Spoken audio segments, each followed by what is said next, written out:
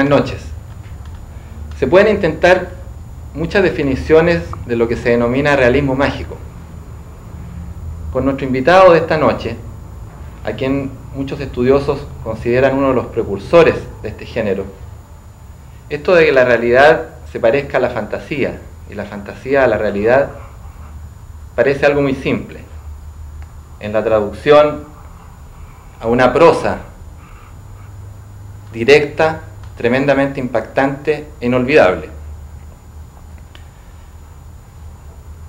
Aunque él piensa que las experiencias alucinantes y maravillosas que ha vivido todavía siguen superando lo que ha escrito.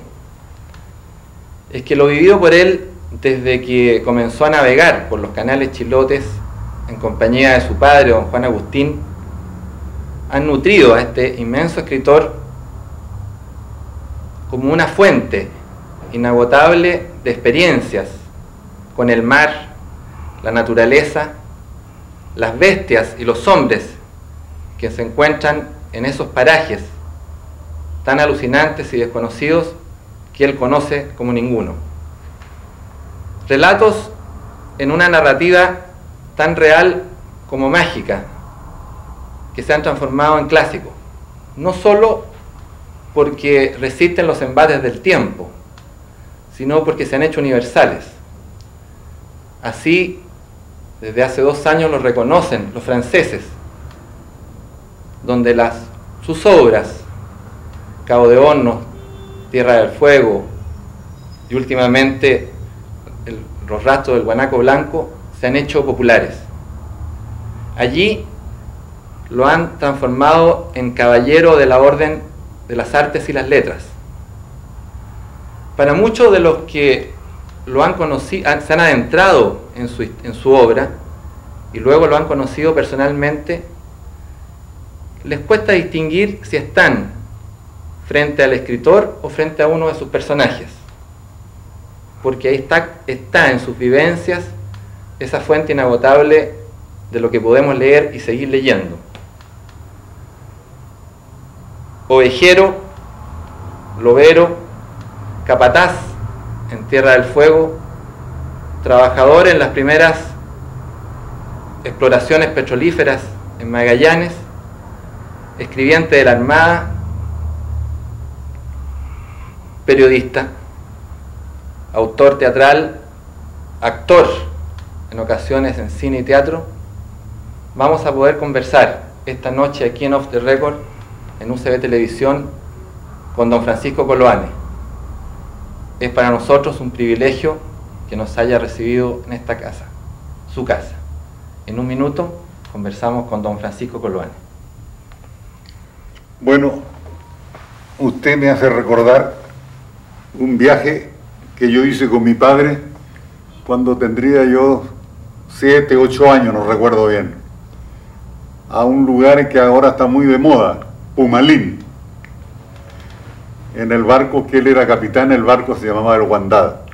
Fondeamos en Pumalín, un día muy hermoso, con sol, y el bote del capitán, que era de él, y 2 remeros, mi padre se embarcó en el bote con una botella de vino blanco y pan con marraqueta, y yo acompañándolo. Y desembarcó el bote en un acantilado pedregoso del fiordo de Pumalín, donde había unas rocas con ostras, era marea baja. Entonces se sentó sobre una de estas piedras, sacó su cuchillo y con el lomo empezó a sacar las ostras, a abrirlas y ponerlas en una marraqueta así como sándwich, comerlas y tomar un poco de vino de la misma botella. Y cuando me convida a mí, rechazo, porque las ostras no me gustaban, me daban vómito, no me agradaba simplemente la ostra, sobre todo una ostra chica así, ostra de piedra que se llama, ostra verde, que es muy rica para mí ahora, muy sabrosa. Y cuando volvimos a bordo, yo con hambre, comí, pero de repente veo la botella que había dejado tanto de vino. Había tomado la mitad de una botella chica de vino. Y empecé a tomar por primera vez vino blanco, sin comer otra. Y parece que me emborraché. ¿Cuántos años tenía? 7 o 8 años, más o menos. Me emborraché porque me quedé dormido así. Y un camarotero me ha llevado a mi camarote borracho. Fue la primera borrachera que tuve en mi vida, en Pumalín. Pero tengo una ostra aquí, que es grandiosa.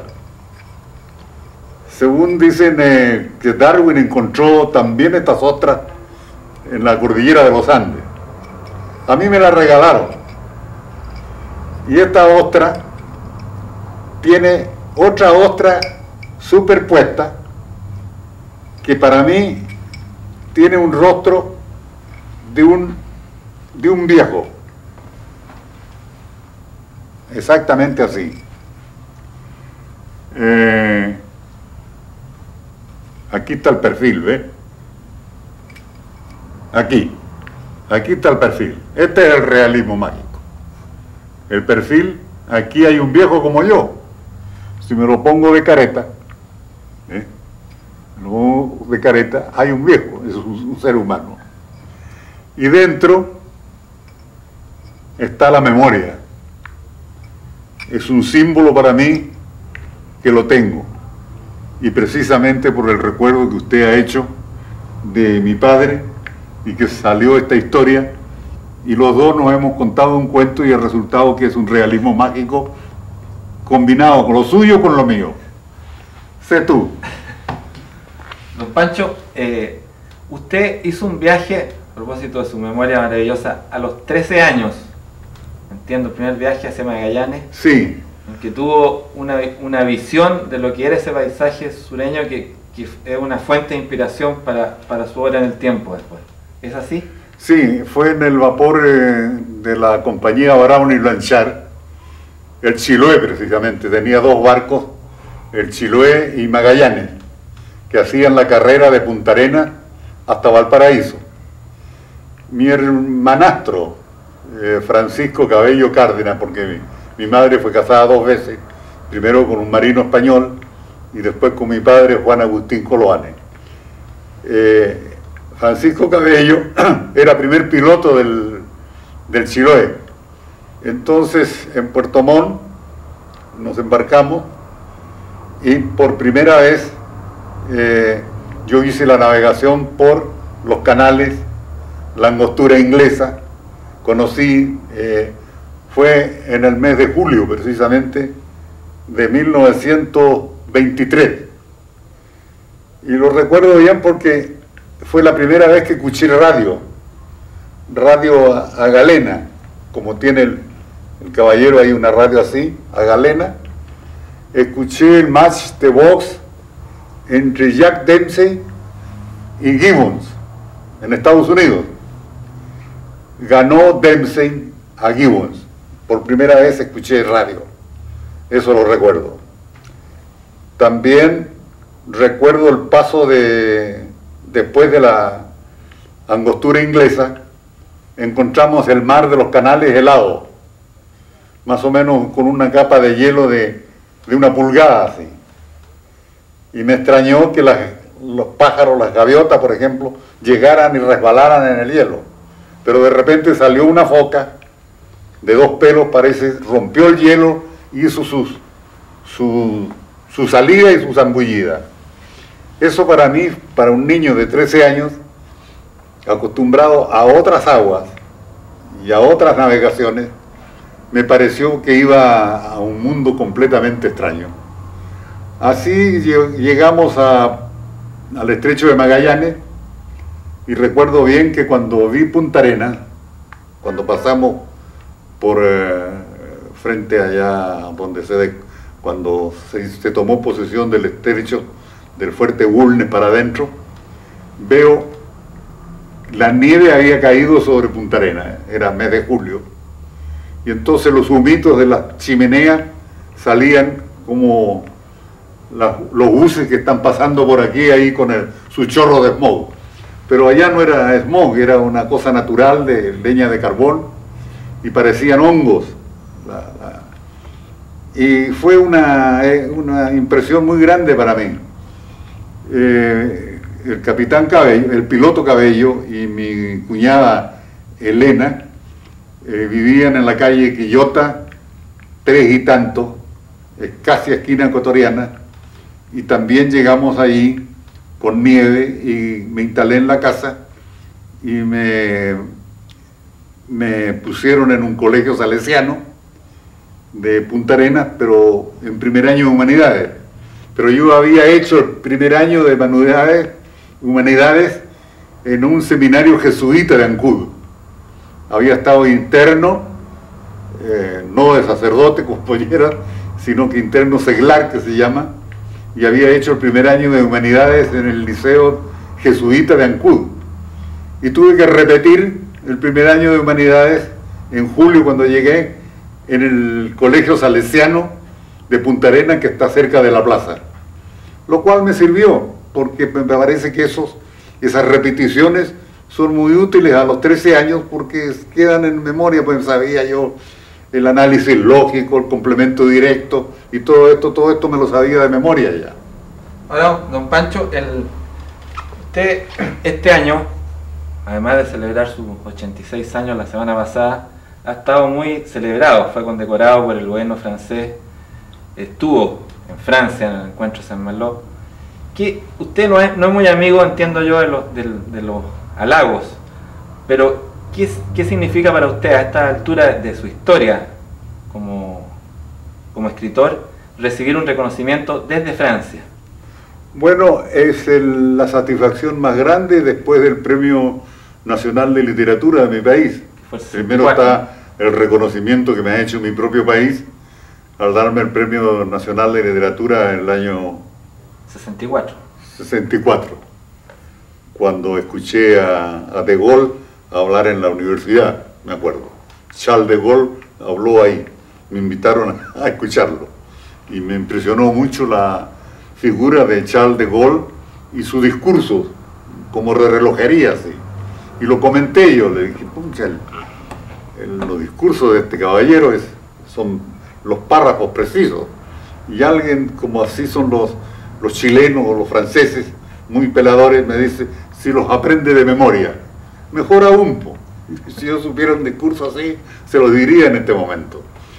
Francia me ha internacionalizado, porque ahora los libros que tradujo la editorial Febus han sido traducidos, uno que me llena de orgullo, en Grecia, Tierra del Fuego, por ejemplo. Así que los lectores de Homero, de la Odisea y de estos están leyendo ahora Tierra del Fuego.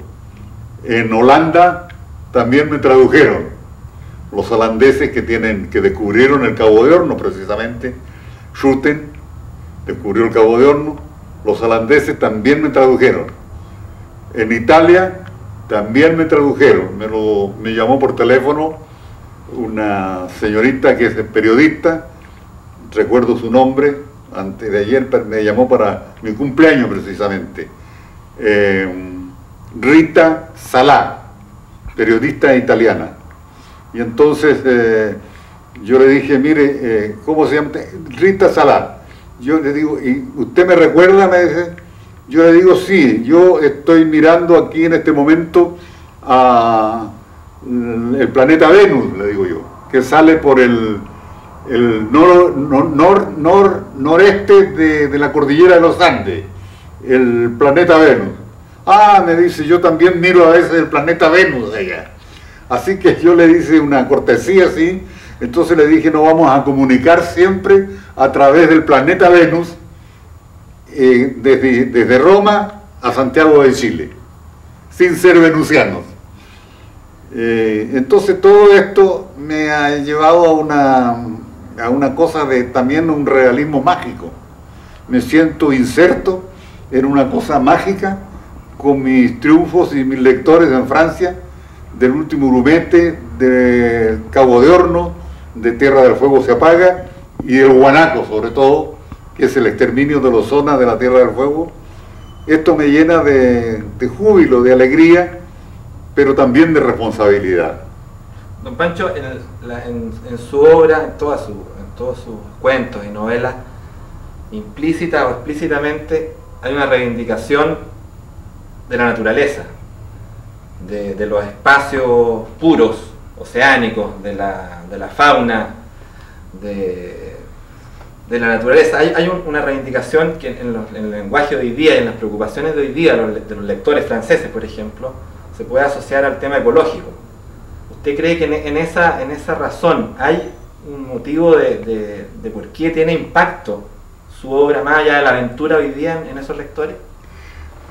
Simplemente porque lo que ha sucedido con Tierra del Fuego y con la Antártica, yo tengo un recorte por ahí del Mercurio en que dos científicos norteamericanos hace 3 o 4 años descubrieron en la Antártica osamentas de dinosaurios y varias grandes. Los norteamericanos, salió en el Mercurio hace 4 años atrás. Yo lo tengo recortado ahí. Entonces, la Antártica tuvo en otros tiempos un clima no tropical, pero un clima mejor que el que tiene ahora. Entonces los dinosaurios se desarrollaron en todo sentido. Había hasta de 20 metros de largo. Y los norteamericanos, que son muy serios, 2 científicos son, no me acuerdo en este momento, hasta de 40 metros de largo dinosaurio, pero también más chico, hasta de 2 metros. Todo esto fue encontrado en la Antártica, y después estos dinosaurios, las osamentas las encontró Darwin en la Patagonia. Así que yo me he puesto a escribir un librito, nunca digo que es un libro, que lo voy a titular Galopes en la Patagonia. Pero voy a empezar por eso, por los galopes de los dinosaurios que corrían en la Patagonia y que se han encontrado sus osamentas cuando la Antártica estuvo unida totalmente a la Tierra del Fuego en el Gondwana, que se llama el continente antiguo. Antes de separarse los continentes, tuvimos en la Antártica se han encontrado fosilizadas piedras por allí tengo, de piedras fósiles de araucarias. La araucaria nuestra, que da piñones, se daba en la Antártica.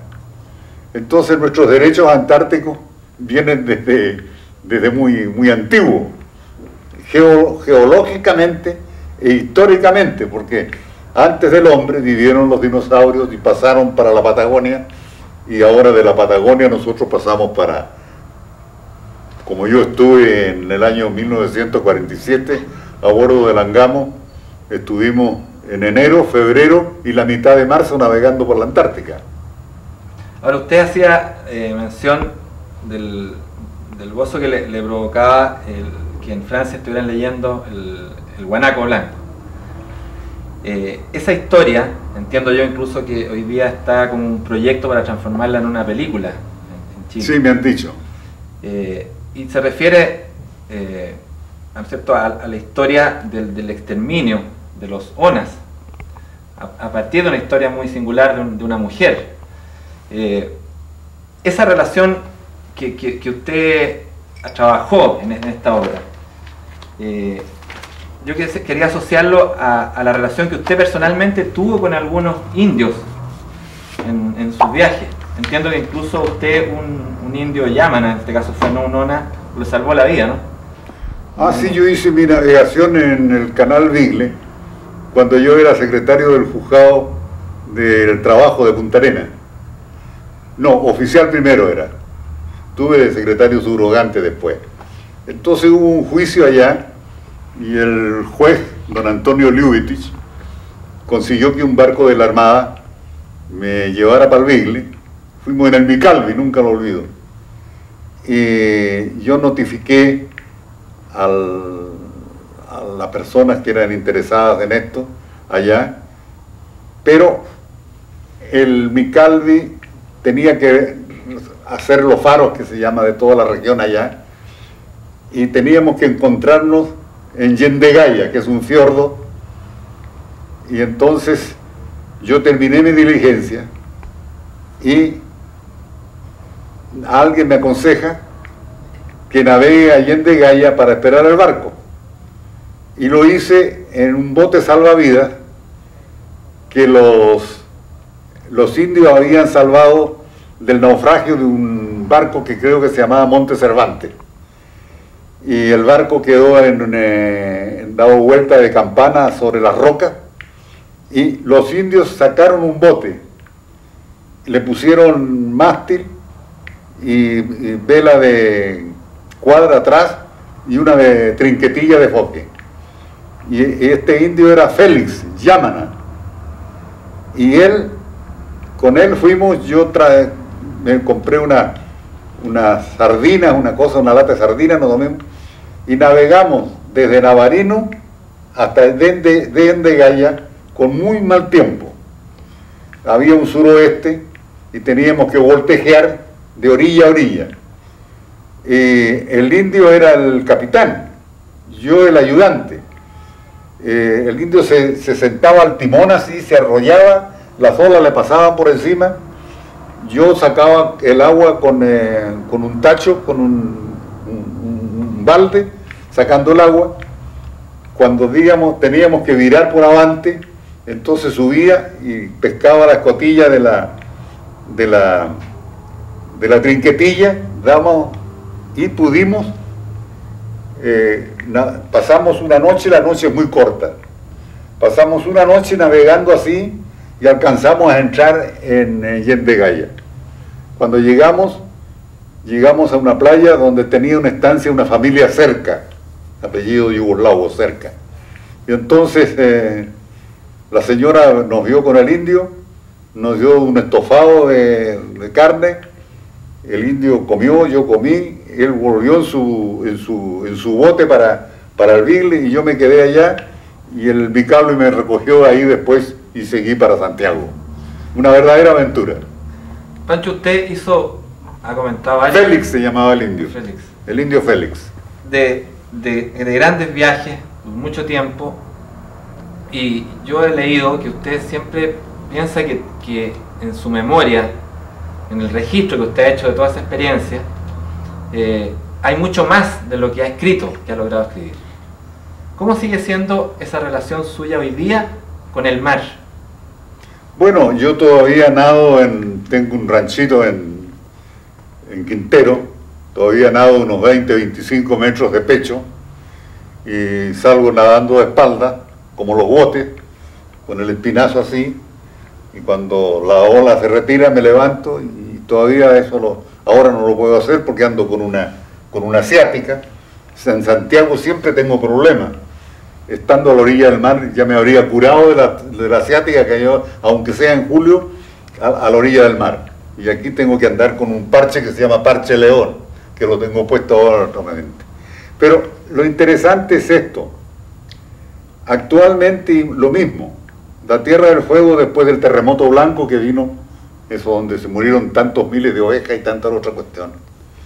Yo trabajé en la estancia Sara, que está en la costa oriental hacia el Atlántico. Y en esa región es curioso. Una vez y muchas veces, trabajando ahí, sale el sol en el Atlántico, se va levantando, y en realidad uno parece que estuviera en otro planeta, que estuviera a la orilla de otro planeta, y que el sol se levanta, y esa es la grandeza que tiene la Tierra del Fuego. El paisaje, sus nubes, tiene todas formas de dinosaurios y de las nubes, todo es una fantasía, son cielos. Bueno, cuando vienen las tormentas son tremendas. A mí me ha tocado atravesar, por ejemplo, la Tierra del Fuego en auto a 110 kilómetros por hora, el viento, donde el auto se estremece. Cuando trabajábamos allá, los caballos se nos hincaban en la nieve. Esa dureza hoy día no la aguantaría. Pero esa es mi literatura, esa fue mi vida vista y vivida. Ese es el valor que tiene. Don Pancho, yo quería preguntarle un poco de los animales en su obra. Llama la atención como lector común y silvestre la magnitud en las descripciones que usted hace de la fauna de los animales en el sur. Me recuerdo descripciones de leones marinos, de elefantes marinos, leopardos, de unas magnitudes muy fantásticas. ¿Cuánto en esas descripciones, cuánto de fantasía y cuánto de realidad y de proyección de esa realidad hay en esa obra? A propósito de esto que yo señalaba al principio de bueno, fantasía y realidad. Yo tengo un pecado en la Antártica que lo voy a confesar por primera vez. Por orden superior de un teniente segundo, Christian Storaker, tuve que matar un elefante marino. Precisamente en una punta, una especie de península que se llama Punta del Elefante, que está al norte de la Bahía Soberanía. Entonces desembarcamos ahí y había un grupo de elefantes mezclado entre las rocas. Entonces el teniente Christian Storaker, un joven alto, delgado, me dice, don Pancho, me dice, ¿usted sabe matar un animal de esto? Yo le dije, una foca, sí, le dije yo, pero esto tan grande no. Le digo yo, se le dispara, le digo yo, desde el ojo, un poco atrás, para que la bala entre en el oído. Entonces la bala entra en el oído, rompe la caja timpánica y el animal no sufre, en absoluto. Entonces me dice, haga la prueba con el elefante, me dice. Yo le digo, ¿por qué no la hace usted? Le digo, no, me dice, le pido por favor que me lo haga. Me pasó su revólver de reglamento. Entonces me acerqué, nunca olvido, íbamos un grupo de gente.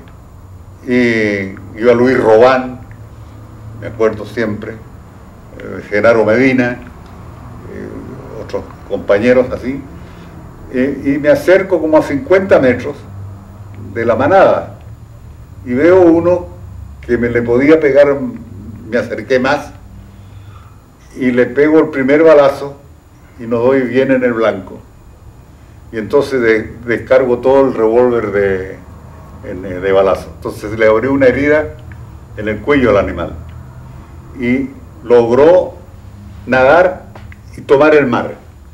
Entonces recuerdo siempre, lo tengo en la conciencia, en el mar salía, respiraba una espuma de sangre.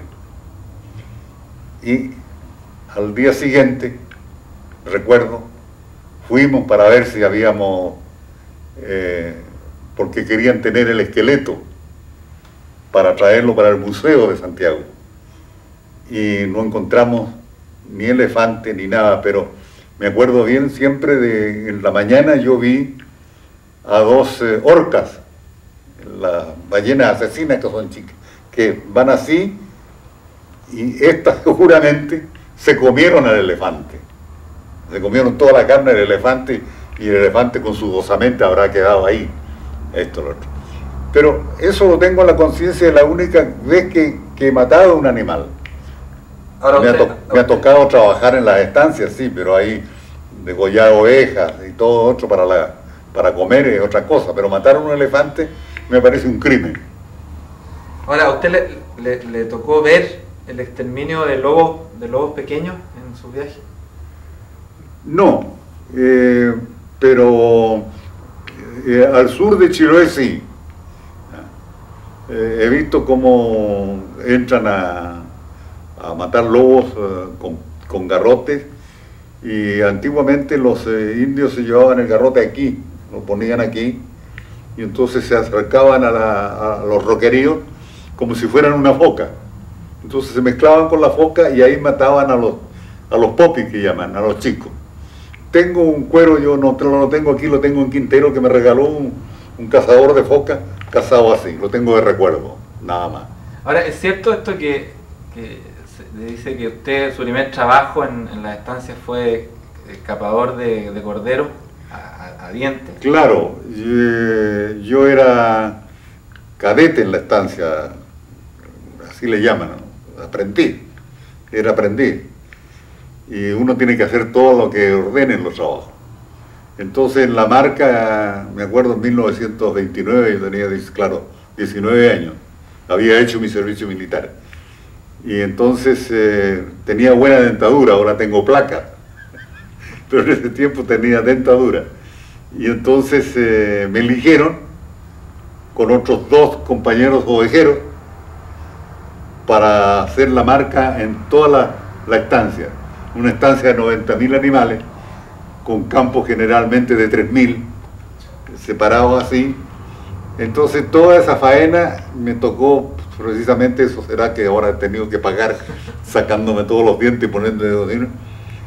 Muy sencillo, con una cortapluma sin punta, se toma el saquito de los testículos del corderito de 2 meses, de 1 mes, se le pega un corte y se le estira así. ¿Por qué? Porque las venitas se enroscan y no se desangra. Y la saliva es curativa. Entonces el animalito queda completamente sano.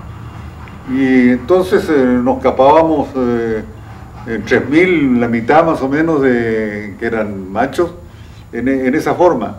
Se escupían y esto, lo otro, pero un trabajo muy, muy sano, muy limpio.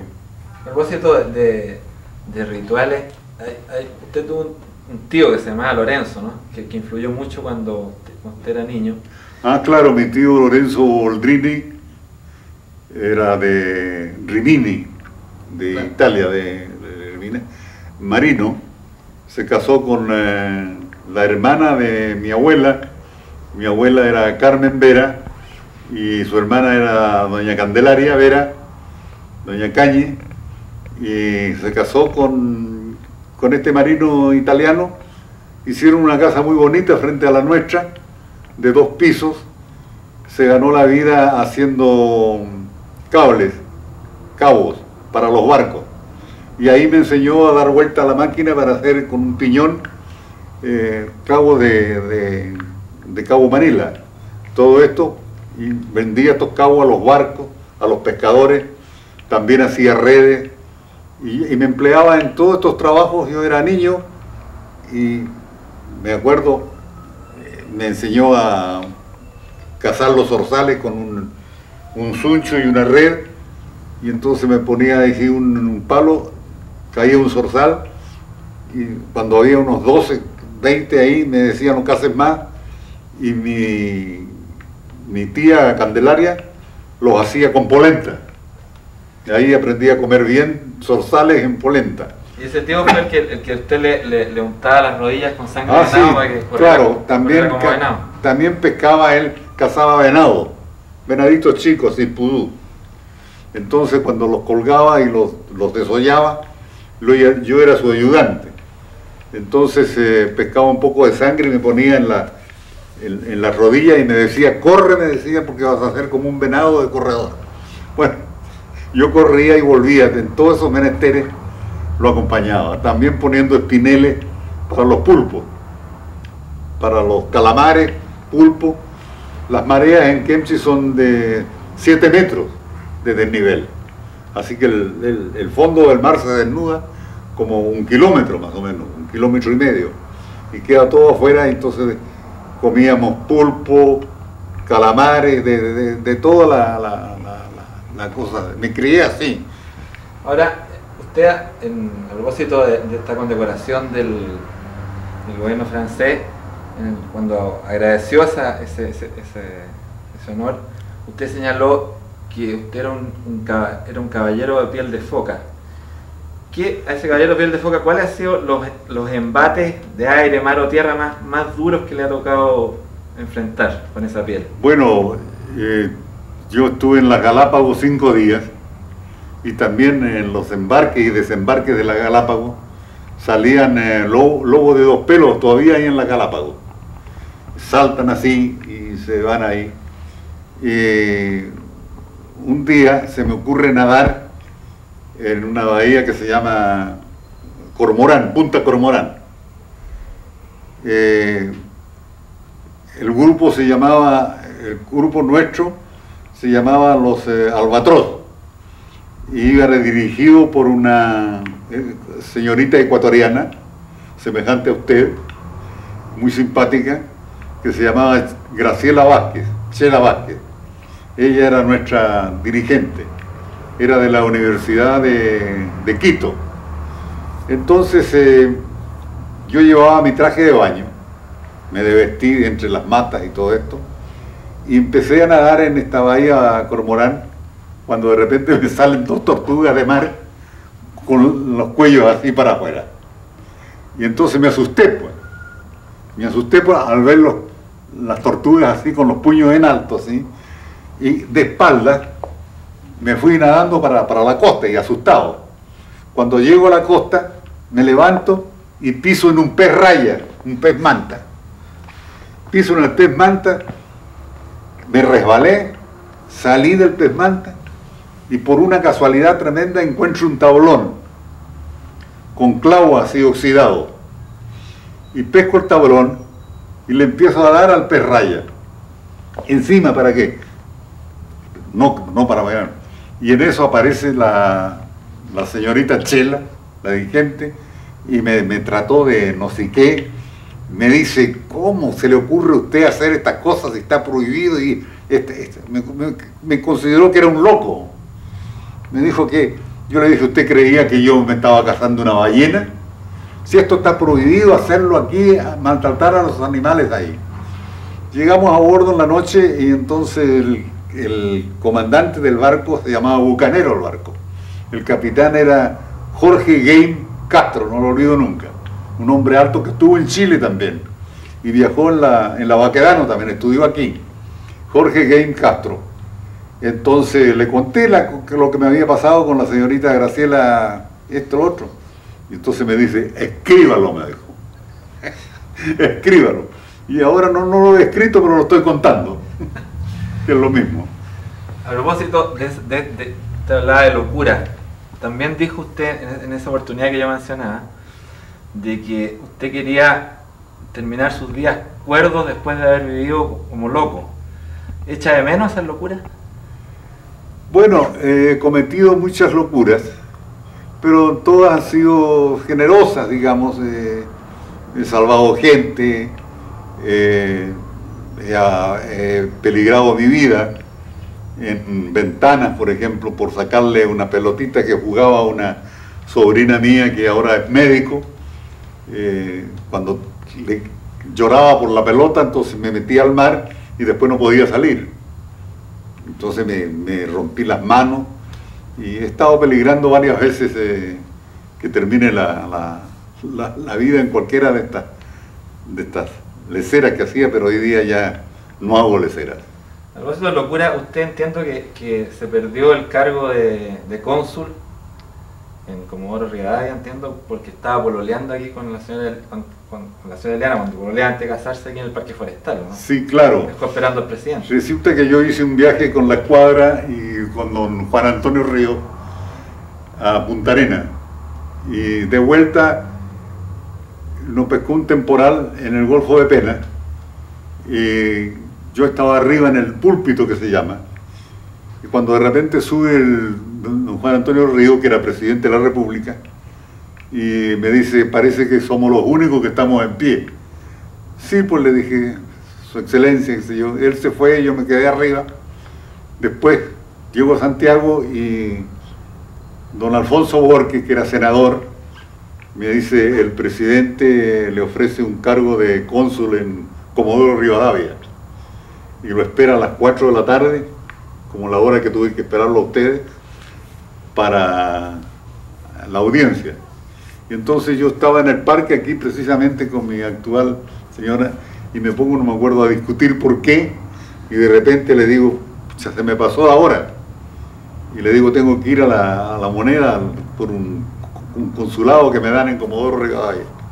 Fui a la Moneda y me dice, el presidente lo esperó como una hora, me lo dice, y canceló definitivamente una falta de respeto, la audiencia. Si no, habría sido cónsul en... A lo mejor había seguido una carrera diplomática. Había tenido una carrera diplomática y me salvé de eso porque no me gusta tener carrera diplomática. Ahora, cuando usted se inició en el periodismo, hablando de locura suya, empezó en el reporteo policial. Y entiendo yo que fue la primera vez que le tuvo que ir a cubrir un homicidio, un crimen, y ya el cuerpo no estaba. Sí, empecé a trabajar en Las Últimas Noticias y también sacaba La Segunda en ese tiempo, en los dos diarios. Y ahí usted hizo una pillería, ¿no? No. ¿Una foto, no es cierto eso? No, resulta de que ocurrió un crimen en Vitacura, cuando Vitacura eran potreros, no había las casas que hay ahora. Y entonces con un fotógrafo que se llamaba Del Canto, por su apellido nosotros le decíamos de sobrenombre Caruso, pues se llamaba Del Canto, y con Armando Lascano, que era jefe de crónica, tomamos un taxi y me encargan a mí hacer la cuestión del crimen. Entonces llegamos a un camino polvoriento por Vitacura, con zarzamoras, me acuerdo, con zarzas ahí puestas ahí, y habían levantado el cadáver del asesinado. Entonces me dice Armando Lascano, bueno, dese vuelta a la chaqueta. Entonces me puse la chaqueta al revés, tiéndase ahí, me dijo. Me tendí donde justo estaba el lugar donde habían sacado al muerto y me tomaron una foto de espalda y esa es la que salió en la última noticia o la segunda, no recuerdo, y yo hice de cadáver. Esa fue su primera actuación, porque después usted fue un tiempo actuó en teatro y cine, ¿no? Hizo películas. No, trabajé en el teatro. Trabajé en una obra de Antonio Acevedo Hernández, Árbol Viejo. Y los 13 hijos de este Árbol Viejo eran Eugenio Rete, Gres, que siempre hacía de Cristo en toda la Semana Santa, alto así, y a él lo crucificaban. Y yo, el otro hijo, Árbol Viejo. Después trabajé en la compañía de Enrique Barrenechea, entre Pascua y Año Nuevo. Fui actor de teatro, pero parece que no serví mucho. Ahora, usted contaba hace un rato que tuvo educación con los jesuitas y con los salesianos. ¿Cuál es su relación hoy día con la religión? La religión yo no tengo ningún problema porque ahí tengo la Biblia latinoamericana, que el concepto de Dios hoy día dice no es un personaje que está sobre las nubes, sino el infinito presente en lo íntimo del ser humano. Así que yo todas las noches miro una estrella, veo a Venus por allá a veces, veo otras estrellas por acá y me basta con eso. Y entonces, creencia, sí que no creo. Pero soy absolutamente, en ese sentido, esa palabra ateo no me gusta. Respeto a todas las religiones y he estado en la India, he estado en la China, he estado 1 año y medio en China, conozco todas las cosas de Confucio, el hombre de Chukutien, el primer hombre que hubo en esa región, descendiente del mono, y todas estas cosas. Entonces yo creo que simplemente la vida en la naturaleza la ha dado el mar, es así. Me parece que el mar, que es 3/4 partes del planeta, nosotros somos una isla en el mar, y la vida nació del mar, vino a la tierra, volvió al mar, y me parece que eso es lo mejor que hay, lo más sano. Se está viendo ahora en la Olimpiada de Atlanta, los nadadores y todo esto. Por eso no tengo problema yo en ese sentido. A veces sí me persigno por un respeto cuando voy a un funeral o cualquier cuestión. Soy respetuoso y tengo amigos sacerdotes. El padre Fidel Araneda Bravo fue muy amigo mío, y cuando yo le dije una vez en la Sociedad de Escritores, si Neruda hubiera sido en la época de Confucio y de Lao Tse, había sido un creador de religiones. Entonces me dijo, estoy de acuerdo con usted, me dijo don Alfredo Araneda Bravo. Y de sus amigos, don Pancho, los amigos y precisamente hay un pingüino, sí. Y Neruda dice de ese pingüino, ahora recuerdo sus versos, el comienzo. Dice, pájaro religioso, vestido de noche y nieve. Tú no necesitabas volar, tú no necesitabas cantar. Tus dos aletas como dos remos te hacían para navegar. Y termina el poeta Neruda con una frase muy hermosa. Dice, yo soy un gusano en la arena y envidio tu orgullo emplumado. Pancho, de sus amigos en esas tierras magallánicas, ¿queda alguno de esos grandes amigos que usted ha hablado de? Amigos en Magallanes de mi época, que ya se han muerto, José Grimaldi, Esteban Yaxi, poetas todos. Esteban Yaxi tiene un verso que siempre lo recuerdo. Por ejemplo, dice, y Cristo sobre el mar apacentaba su rebaño de olas. Esteban Yaxi, un poeta magallánico, es una metáfora muy linda. Y Cristo sobre el mar apacentaba su rebaño de olas. Y fui muy amigo de Pepe Camarenco, que era de Odessa. Bueno, todas mis amistades. ¿Ya ha viajado últimamente a Magallanes? ¿Ha estado allá? Sí, sí estuve. Estuve hace como 2 años, no sé, estuve en Tierra del Fuego, estuve en Porvenir, encontré en Porvenir en el museo una cosa muy interesante, una momia de una joven Alacalufe, que la encontraron en la isla Tres Mogotes del seno Almirantazgo, más o menos de 30 años, de una edad así, y está en su canoita con sus cestas de mariscar, de esto, lo otro, y es una momia, es una hermosa momia de 30 y tantos años. Y la señorita Mimisa, me acuerdo, que encargada del museo, me explicó todo, y una cosa maravillosa. Después tuve que concurrir a un funeral en Punta Arenas de una persona amiga mía, y tuve que hablar en el cementerio, y todas estas cosas me llevan de Magallanes, me dejan adentro y me conmueven. Y usted metido aquí en pleno centro de Santiago, en estas nubes de smog, ¿cómo se siente?